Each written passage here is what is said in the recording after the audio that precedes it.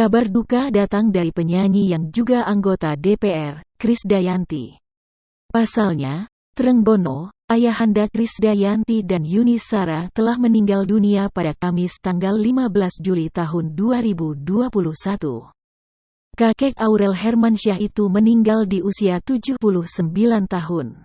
Kabar tersebut terungkap dari unggahan terbaru di laman Instagram Krisdayanti, @krisdayantilemos, Kamis tanggal 15 Juli tahun 2021. Istri Raul Lemos mengunggah dua potret sekaligus.